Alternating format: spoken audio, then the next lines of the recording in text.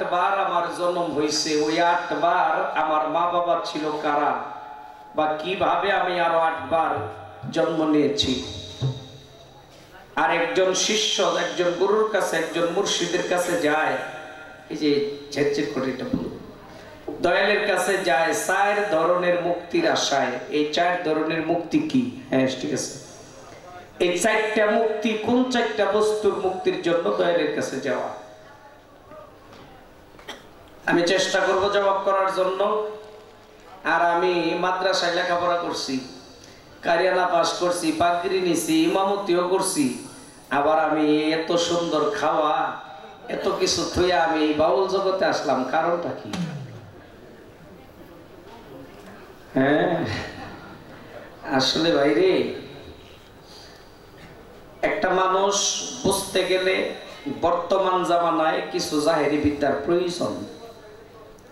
গরুর ভাষা বুঝতে গেলেও, গরুর ভাষা যদি কেউ বুঝতে যায় তবুও তার কিছু জাহেরি বিদ্যার প্রয়োজন।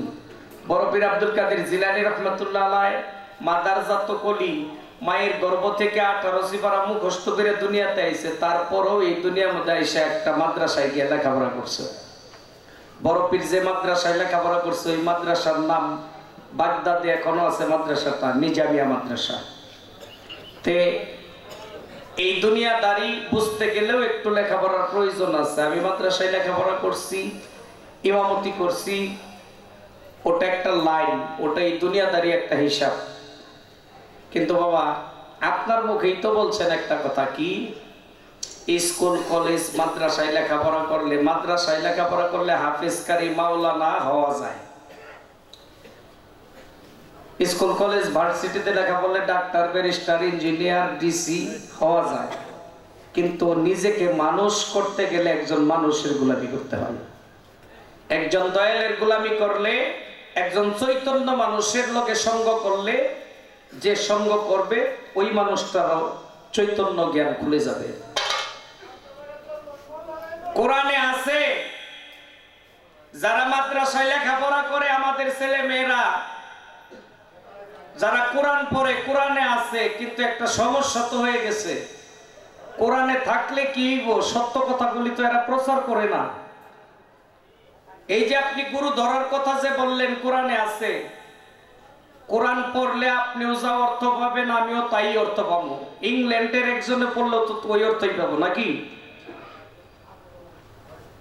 আমি সত্য কথা যাই না যদি প্রচার না করি, তাহলে এই দায়ভার তো আমারই নিতে হবে, কি হবে না? সূরা মাইয়ার 35 নম্বর আয়াতে আল্লাহ বলছে, ইয়া আইয়ুহাল্লাযিনা আমানুত্তাকুল্লাহ ওয়াবগু ইলাইহিল ওসিলা, হে আমার বান্দাগণ, আমারে পাওয়ার আশা করলে একজন ওসিলা গ্রহণ করো। সূরা ফাতর 10 নম্বর আয়াতে বলছে, সূরা নিসা 80 নম্বর আয়াতে বলছে, অনেকগুলি সূরার অনেকগুলি আয়াতের মধ্যে আল্লাহ বলছে একজন মুর্শিদ ধরতে হবে, একজন মুর্শিদের কাছে বায়াত হইতে হবে। আজ পর্যন্ত বলেন সত্য কথা, মাদ্রাসার কোন শিক্ষকে আপনার এই আয়াতটা বুঝাই দিয়েছে বলেন? এটা তারাও জানে, কিন্তু এটা আপনাকে বুঝাইয়া দিবে না। বুঝাইয়া দিলে তাদের ব্যবসার ক্ষতি হয়ে যাইব, বুঝাইয়া দিলে তাদের ব্যবসার ক্ষতি হইব। আর আপনারে বালা করে বুঝাইবো কোনটা? বালা করে বুঝাইবো কেমনে? আপনি ওই 3 রাস্তার মোড়ে মাইক লাগাই টাকা পয়সা তুলতে পারবেন, এইটা বালা করে বুঝাইবো। কারণ এটা বুঝাইবো আর এটা করেও, কারণ বুঝে না তো, আমিও করছি।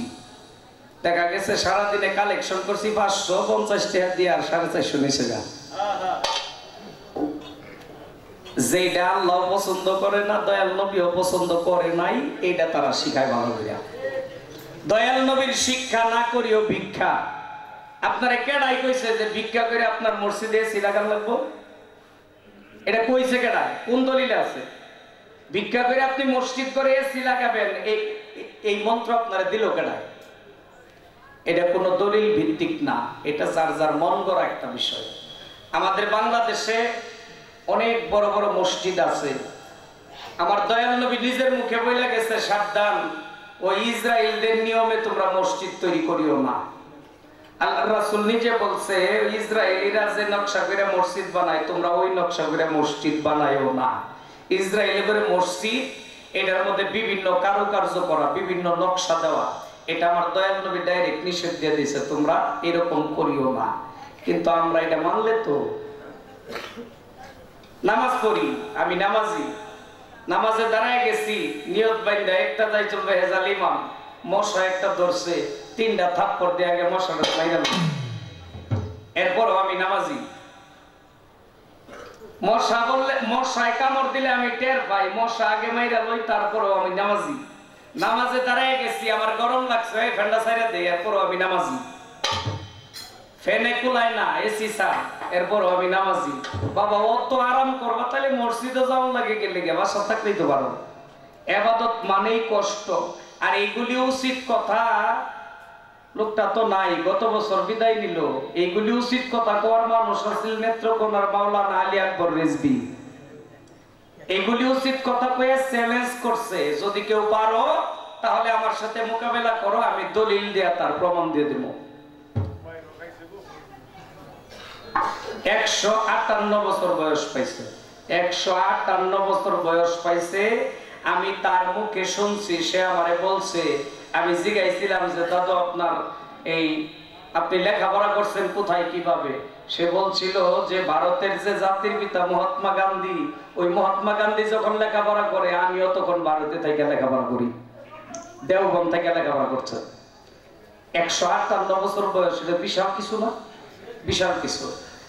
এখনো আছে অনেক মানুষ যারা এই সত্য কথাগুলি কইয়া এক শ্রেণীর মানুষের কাছে তারা দুশ্মন হয়ে যায়, এরপরও তারা থাইমা রইছে না। তাদের প্রচার, সত্য বিষয় প্রচার তারা কইরেই যাইতেছে, কইরেই যাইব। আমি এই পথে আসার পরে দেখছি আমার এই পথে যা আছে সঠিক আছে। এই পথে আমি কি করি? আমি গান করি, আল্লাহ রাসূলের কথা কই, আল্লাহর ওলিদের কথা কই, সত্য বিষয় উদ্ঘাটন করি, তা মানুষের মধ্যে প্রচার করি। আর এটা প্রচার করার দায়িত্ব আমার উপরে।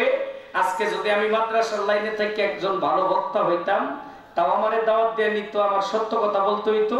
এখন আমি গান করি, এটা সুর সঙ্গীতের মাধ্যমে সত্য বিষয়গুলি প্রকাশ করি, এই আর কোনো কিছু না। খাওয়া ওই লাইনেও আছে, এই লাইনেও আছে, কিন্তু ওই লাইনে আত্মতৃপ্তি নাই, আত্মার কোনো মুক্তি নাই।